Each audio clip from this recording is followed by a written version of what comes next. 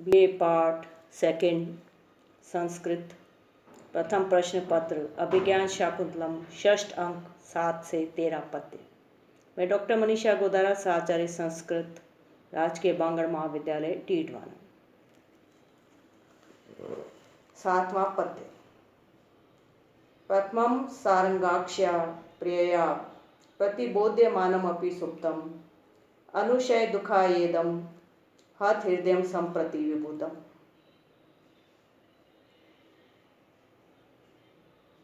अन्वय प्रथमं सारंगाक्ष्या प्रियया प्रतिबोध्यमानमपि सुप्तम इदं हत हृदयं सम्प्रति अनुशय दुःखाय विभूतम्। शब्दार्थ प्रथमम पहले तो सारंगाक्ष्या प्रियया मृगनयनी प्रिया शकुंतला के द्वारा प्रतिबोध्यमानमपि जगाया जाता हुआ होकर भी सुप्तम सो गया था। इदम हत हृदयम यह मेरा दुष्ट हृदय संप्रति इस समय अनुशय दुखाय पश्चाताप के दुख के लिए विबुधम जाग गया है।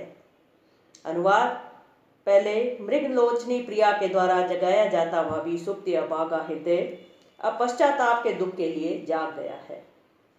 व्याख्या राजा धीरे धीरे टहलता हुआ अपने मन ही मन सोच रहा है तथा अपने हृदय को भला बुरा कह रहा है। वह कहता है कि यह मेरा हृदय नीच एवं दुष्ट है, क्योंकि जब पहले मृगनयनी प्रिया शकुंतला ने विविध प्रकार से पूर्वकृत परिणय आदि की याद दिला दिलाकर समझाया तब तो यह प्रसन्न नहीं हुआ, अर्थात उस समय इसकी आंखें न खुल सकीं। पर अब पश्चाताप का दुख उठाने के लिए यह मेरा अभागा हृदय जाग गया है, अर्थात यदि पहले ही आंखें खुल जाती तो उसको स्वीकार कर लेता तो अब इस तरह क्यों पछताना पड़ता।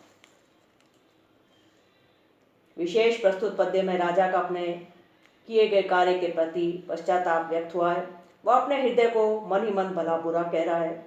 जगाने पर भी नहीं जागा अपितु सो गया, अर्थात कारण के होते हुए भी कार्य नहीं हुआ, अतः विशेषोक्ति अलंकार है। अब हृदय विबुध है पर विबोधन कारण नहीं है, अतः विभावना अलंकार है। सारंगाक्ष्या में लुप्तोपमा है। प्रस्तुत पद्य में आर्य छंद है।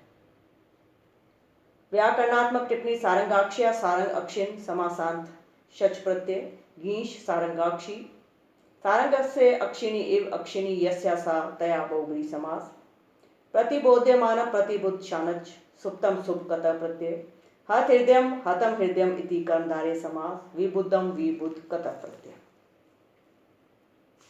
8वां पद्य। मुनि सुता प्रणय स्मृति रोदिना मम च मुक्तम इदम तमसा मना मन सिजेन सखे प्रहरिष्यता धनुषी च्युत शरश्च निवेशितः। अन्वय सखे मुनि सुता प्रणय स्मृति रोदिना तमसा मम इदम मन मुक्तम च पहरिष्यता मन सिजेन धनुषी च्युत शर निवेशित च। शब्दार्थ सखे मित्र मुनि सुता मुनि पुत्री शकुंतला प्रणय स्मृति रोदिना प्रेम स्मरण को रोकने वाले तमसा मोह या ज्ञान से मम इदम मन मेरे इस मन को मुक्तम च मुक्त कर दिया है। प्रहरिष्यता मुझ पर प्रहार करने के इच्छुक मनसिजेन कामदेव ने धनुषी अपने धनुष पर च्युत शरा आम्र मंजरी रूपी बाण निवेशित चढ़ा लिया है। अनुवाद हे मित्र मुनि पुत्री शकुंतला पर मेरी प्रेम स्मृति को रोकने वाले मोह ने ज्यों ही इस मेरे मन को मुक्त किया त्यों ही मुझ पर प्रहार करने वाले कामदेव ने धनुष पर आम्र मंजरी रूप बाण को चढ़ा दिया है।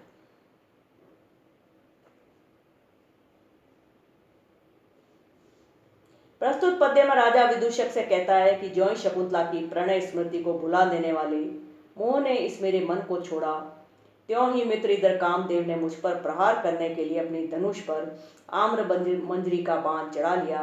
कहने का आशय यह है कि अभी प्रिया को भुला देने वाला मोह उतर भी न पाया था कि कामदेव भी आम्र मंजरी का नया बाण चढ़ाकर आ पहुंचा। एक और तो प्रिया वियोग रूपी विपत्ति उपस्थित हुई तथा दूसरी ओर यह वसंत काल आ पहुंचा। वियोग में वैसे ही दुखी था, वसंत आ जाने पर और भी दुखी हो गया, क्योंकि यह विरह को और भी उद्दीप्त करने वाला है।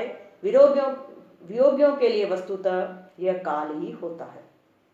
विशेष प्रस्तुत पद्य में भिन्न क्रम से प्रयुक्त दोनों चकार मम च मुक्तमिदम और च्युत शरश्च मोचन और निवेशन रूप दोनों क्रियाओं की एक कालता को सूचित करते हैं, अतः समुच्चय अलंकार है। प्रस्तुत पद्य में मन का मोह रहित होना कारण है तथा काम का बाण चढ़ाना कार्य है, पर यहाँ कार्य और कारण का एक साथ होना दिखलाया गया है, अतः अतिशयोक्ति अलंकार है। भोजराज ने इसे स्मरण अलंकार का उत्कृष्ट उदाहरण माना है। प्रस्तुत पद्य में द्रुत विलंबित नामक छंद है। निर्मक्षिकम मक्षिका नाम अभाव इत्यर्थे अविभाव समास।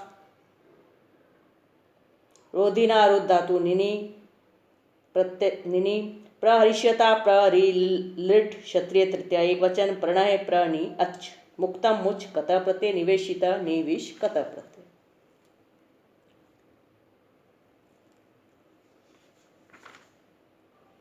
नम्मा पद्य इतः प्रत्यादेशात् स्वजनम अनुगंतुम व्यवस्थिता स्थिता तिष्ठ इति उच्चै वदति गुरु शिष्ये गुरु समे पुनः दृष्टिम बाष्प प्रसर कलुषाम अर्पितवती मयि क्रूरे यत्तत् स विषम एव शल्यम दहति मां। अन्वय इतः प्रत्यादेशात् स्वजनम अनुगंतुम व्यवस्थिता गुरु समे गुरु शिष्ये तिष्ठ इति उच्चै वदति सती स्थिता वाष्प प्रसर कलुषाम दृष्टिम यत् पुनः मयि क्रूरे अर्पितवती तत् स विषम शल्यम एव माम दहति। शब्दार्थ इतः इस स्थान से प्रत्यादेशात परित्यक्त होने के कारण स्वजनम अनुगंतुम अपने कुटुंबियों के पीछे जाने के लिए व्यवस्थिता प्रस्तुत हुई। गुरु समय गुरु शिष्य पिता के तुल्य पितृ शिष्य के तिष्ठ यहीं ठहरो इति उच्चै वदिते सती यह बात उच्च स्वर से कहने पर स्थिता रुक गई। वाष्प प्रसर कलुषाम आंसुओं के प्रवाह से मलिन दृष्टिम दृष्टि को यत जो मयि क्रूरे मुझ क्रूर पर अर्पितवती डाली थी सविषम शल्य में विषेले शल्य के समान माम दहती मुझे जला रहा है।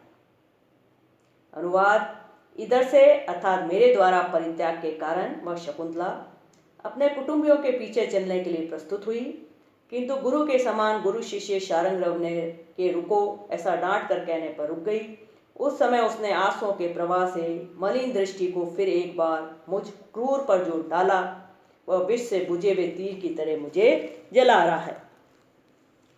व्याख्या राजा प्रत्याख्यान कालीन शकुंतला की अवस्था को बतलाता हुआ विदुषक से कहता है कि मेरे द्वारा किए गए परित्याग के कारण जब वह इधर से अपने स्वजनों के पीछे जाने को तैयार हुई उसी समय पिता के समान पूज्य कनव शिष्य शारंगरव ने उससे ऊंचे स्वर में डांट कर कहा था, ठहर, कहाँ चल रही है। फिर उस समय उसने रुककर जो मुझ निष्ठुर पर एक बार अपनी आंसुओं से कलुषित दृष्टि डाली थी वह विष में बुझे बाण के तुल्य मुझे आज भी जला रही है।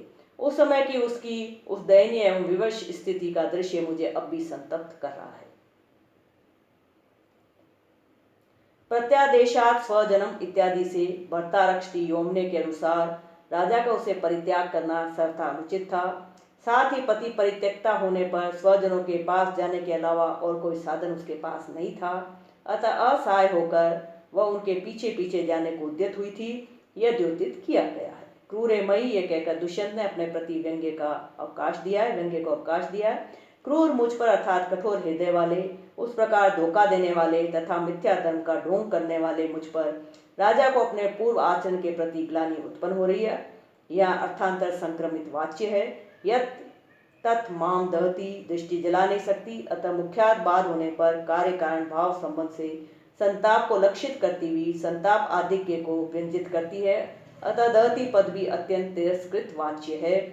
सविषम एव शल्यम यहाँ पर श्रोति पूर्ण उपमा है। इस उपमा से जलाए जाने की दुस्सहता प्रतीत होती है। दृष्टि मई क्रूरे अर्पितवती यहाँ पर विशिष्ट प्रकार की दृष्टि विशिष्ट प्रकार के व्यक्ति पर डालने के कारण समलंकार है, क्योंकि परस्पर अनुरूप पदार्थों के संसर्ग वर्णन से अलंकार हुआ करता है। प्रस्तुत पद्य में शिखरिणी छंद है। वस्तुतः भाव, सौंदर्य, रस, ध्वनि, अलंकार, छंद, गुण एवं पद लालित्य आदि सभी दृष्टियों से ये श्लोक बहुत ही सुंदर है। व्याकरणात्मक टिप्पणी प्रत्यादेश प्रति आदेश घन प्रत्यय अनुगंतुम अनुगमतुमन व्यवस्थिता वि अवसो कतर टाप वदति वत क्षत्रिय सप्तमी एक वचन वत्ति दृष्टिम दृष्टिन प्रत्यय प्रसर प्र श्री अर्पितवती अर्पी तवतु गिप स्थिता स्था कतर टाप प्रत्यय। 10वां पद्य।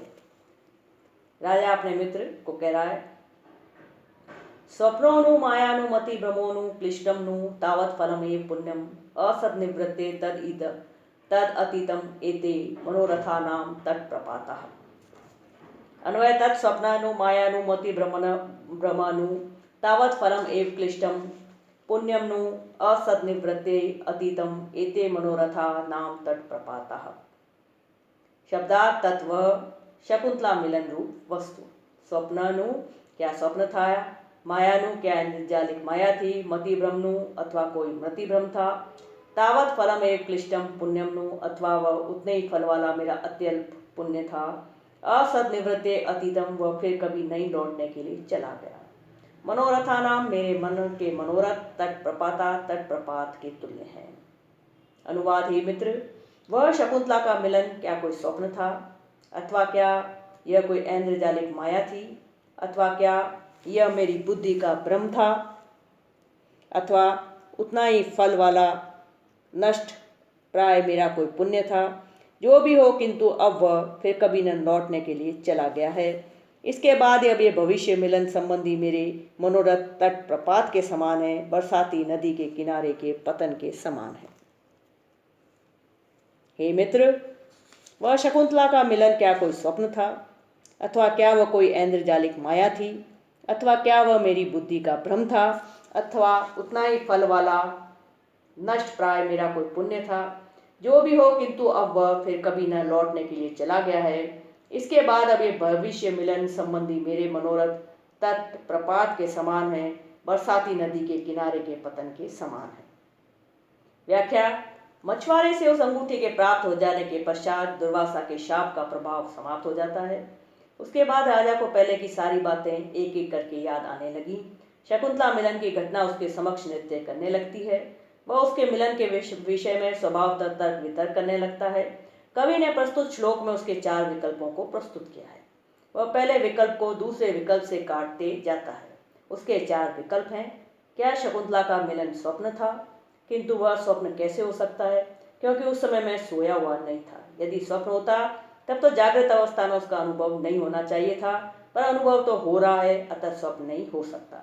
तो क्या वह कोई ऐन्द्रजालिक माया थी? मंत्र तंत्र आदि असत वस्तु को सत सा दिखा देना ही माया है, परंतु उसका कोई वास्तविक स्वरूप नहीं होता। परंतु शकुंतला के विषय में तो ये माया नहीं थी, क्योंकि शकुंतला का तो वास्तविक सत स्वरूप था। उसे तो मैंने साक्षात देखा था। तो क्या वह मति भ्रम था, अर्थात मैंने अन्य किसी के स्थान में शकुंतला को समझ लिया था? वह वस्तुतः शकुंतला नहीं थी, किंतु ऐसा भी नहीं हो सकता, क्योंकि भ्रम से उत्पन्न वस्तु से व्यवहार नहीं किया जा सकता। परंतु मैंने शकुंतला से वार्तालाप आदि व्यवहार भी किया था। उस समय सारे व्यवहार सही रूप से मुझे याद है, अतः इसे बुद्धि का भ्रम भी नहीं कहा जा सकता है। क्या यह मेरा कोई अत्यल्प पुण्य था, जिसके स्वर्प फल के भोग के लिए थोड़े समय तक उसका सहवास मुझे प्राप्त हुआ था? अतः अत्यल्प पुण्य समाप्त हो चुका है, अतः अब यह वह चली गई है। आगे वह विदूषक से कहता है कि मित्र, उसके चले जाने के बाद जो तुम्हारे द्वारा बतलाए गए मनोरथ है कि उससे समागम अवश्य होगा, ये सब मनोरथ वस्तुतः तट प्रपात के समान है, इनसे कोई लाभ नहीं है। वर्षा काल में जैसे नदी के किनारों का कोई अस्तित्व नहीं रहता, वे एक एक करके टूटते जाते हैं, वैसे इन मेरे मनोरथों का भी कोई अस्तित्व नहीं है। भाव यह है कि तुम्हारी ये सांत्वनाएं तथा उसके विषय में मेरी विविध आशाएं सब व्यर्थ हैं, अब वह पुनः मिलने वाली नहीं है। प्रस्तुत पद्य में स्वप्न, माया, मति भ्रम तथा क्लिष्ट पुण्य, इन चारों वितर्कों से शकुंतला का दिखाई देना अत्यंत असंभव प्रतीत होता है। चारों वितर्कों के करते समय नु का प्रयोग किया गया है, जो संदेह अलंकार के द्योतक है, क्योंकि राजा अनिश्चितता की स्थिति में, अतः पद्य में संदेह अलंकार है। श्लोक की प्रथम 2 पंक्तियां अस्थित निवृत्ति में कारण है, अतः काव्यलिंग अलंकार है। प्रस्तुत पद्य में उपजाति छंद है, प्रसाद गुण है तथा वैदर्भी रीति है। व्याकरणात्मक टिप्पणी। स्वप्न स्वप्नन स्वप्नोनन इति सूत्रे मति भ्रम मते भ्रम इति षष्ठी तत्पुरुष समास। क्लिष्टम क्लिश कत प्रत्यय। असन्निवृत्ते समनिवृत्त भावेतिम। सन्निवृत्ति न सन्निवृत्ति इति असन्निवृत्ति तस्य असन्निवृत्ते अत्र तादर्थे चतुर्थी। तट प्रपाता तटस्य प्रपाता इति तट प्रपाता षष्ठी तत्पुरुष समास। प्रपतंति एभ्य प्रपत घन प्रत्यय। 11वां पद्य। तव सुचरितम अंगुल्ये नूनम प्रतनु ममे विभावेते फलेन अरुणक मनोहरासु तस्याश्च्युतम असि लब्धपतम यद अंगुलीषु। अन्वय हे अंगुलीय तव सुचरितम मम सुचरितम एव नूनम प्रतनु इति फलेन विभाव्यते यत् अरुणक मनोहरासु तस्यांगुलीषु लब्ध पदम अपि च्युतम असि। शब्दात अंगुली अंगूठी तब तुम्हारा सुचरितम पुण्य मम एवं मेरे ही तरह नूनम निश्चय ही प्रतनु अत्यंत अल्प है फलेन फल के द्वारा विभाव्यते ज्ञात होता है। अरुण नख मनोहरासु लाल लखों से मनोहर तस्य अंगुलीषु उसकी अंगुलियों में लब्ध पदम स्थान प्राप्त करके भी च्युतम असी गिर गई हो। अनुवाद है अंगूठी तुम्हारा पुण्य भी मेरे पुण्य की तरह निश्चय ही अत्यंत क्षीण है। यह तेरे द्वारा अनुभूत फल से ज्ञात होता है जो कि तुम लाल नाखूनों से मनोहर उस शकुंतला की अंगुलियों में स्थान प्राप्त करके फिर गिर पड़ी हो।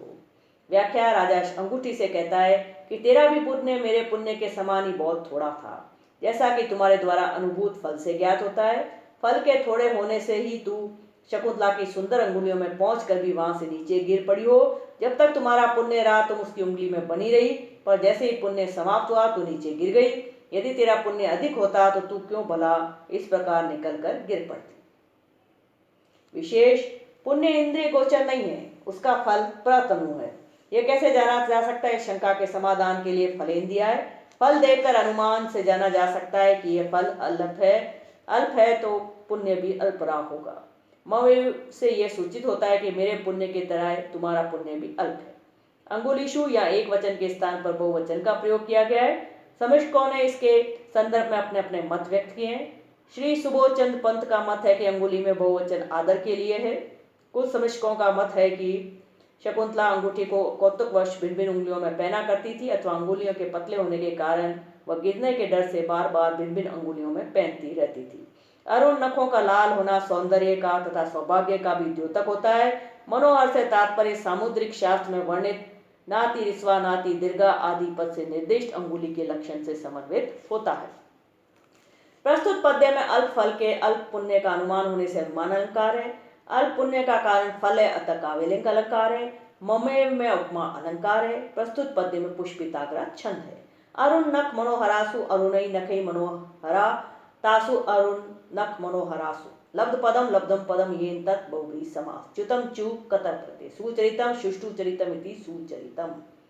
12वां पद्य एक एकम अत्र दिवसे मध्यम नामाक्षरम गणे गच्छसि यावदंतम तावत् प्रिय मद अवरोध गृह प्रवेशम नेता जन तव समीपम उपेष्यति। अन्वय प्रिय अत्र दिवसे एक एकम मध्यम नामाक्षरम गणे यावत् अंतम गच्छसि तावत् मदरोध गृह प्रवेशम नेता जन तव समीपम उपेष्यति इति। शब्दात प्रिय हे शकुंतले अत्र इस अंगूठी पर दिवसे प्रतिदिन मध्यम मेरे नामाक्षरम नाम के अक्षर को गणे गिनना यावत जब तक अंतम गच्छसि समाप्ति तक पहुंचोगी तावत तब तक मद अवरोध ग्रह मेरे अंतपुर नेता जना प्रवेश के लिए ले जाने वाला व्यक्ति तब समीपम तुम्हारे पास में उपेष्यति पहुंच जाएगा। अनुवाद हे प्रिय शकुंतले इस अंगूठी पर प्रत्येक दिन एक एक मेरे नाम के अक्षर को गिनना। जब तक तुम उन अक्षरों की समाप्ति तक पहुंचोगी तब तक मेरे अंतपुर में प्रवेश के लिए ले जाने वाला व्यक्ति तुम्हारे समीप पहुंच जाएगा। व्याख्या विदूषक द्वारा उत्साह पूर्वक अपने मित्र राजा दुष्यंत से यह पूछे जाने पर कि आपने किस प्रसंग से अंगूठी उसके हाथ तक पहुंचाई थी, राजा वस्तु स्थिति बतलाते हुए कहता है कि जब मैंने अपने नगर के लिए प्रस्थान किया तभी प्रिया शकुंतला ने नेत्रों में अश्रु भरकर मुझसे पूछा था कि आप कब तक अपना समाचार देंगे। तब मैंने इसका उत्तर देते हुए उसकी अंगुली में इस अंगूठी को पहनाते हुए कहा था कि इस अंगूठी पर लिखे हुए मेरे नाम के अक्षर को प्रतिदिन गिनती जाना तथा जब ही गणना समाप्त होगी अर्थात जब तुम सभी अक्षर गिन चुकोगी तभी हे प्रिय अंतपुर में पहुंचाने वाला कोई व्यक्ति अर्थात तुमको यहाँ से लेकर मेरे अंतपुर में पहुंचाने के लिए कोई मेरा सेवक तुम्हारे पास आएगा। ये मैंने उत्तर दिया था। विशेष नाम अक्षरानी दुष्यंत का नाम अंगूठी पर अंकित था। इस नाम में 5 अक्षर है तब 5 दिन के भीतर तुम्हारे समीप हस्तिनापुर से कोई ना कोई आ जाएगा। ये राजा के कहने का अभिप्राय है। प्रस्तुत पद्य में कहा तो ये जाना चाहिए था कि 3-4 दिनों के भीतर ही मेरे द्वारा भेजे हुए व्यक्ति तुमको अंतरपुर में ले जाएंगे, किंतु ऐसा न कहकर जो ये भंग्यंतर से कहा गया है कि अत्र एक एक कम नामाक्षरम गणे, इससे यहाँ पर पर्यायोक्त अलंकार है। कुछ आचार्यों की सम्मति में वहां काव्यलिंग अलंकार है। प्रस्तुत पद्य में वसंत तिल का छंद है। एक एकम न अत्र विप्सार्थे नित्य विप्सयो इति द्वित्वम् अपि स्वार्थे अवधार्यमाणे एकस्य द्वे भवत् इति वक्तव्यम् इति एकस्य द्वित्वम् एवं एकं बहुव्री वदिति सुपो लोपः।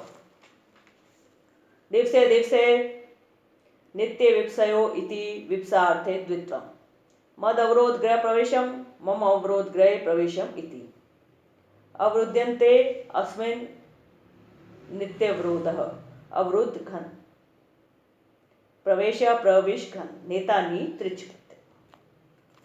13वां पत्ते कथम नु तम बंधुर कोमलांगुलिम करम विहाय यासी निमग्नम अंबसी अचेतनम नाम गुणम न लक्ष्येन मयेव कस्मात् अवदीरिता प्रिय। अन्वय बंधुर कोमलांगुलिम तम करम विहाय कथम नु अंबसी निमग्नम असि अथवा अचेतनम नाम गुणम न लक्ष्ये मया एव कस्मात् प्रिया अवदीरिता। शब्दार्थ बंधुर कोमलांगुलिम सुंदर एवं कोमल अंगुलियों वाले विहाय छोड़कर कथम नु कैसे अंबसी जल में निमग्नमसी डूब गई थी। अचेतनम नाम भले अचेतन वस्तु गुणम न लक्ष्य गुण को न देखे अवदीरिता तिरस्कृत की गई।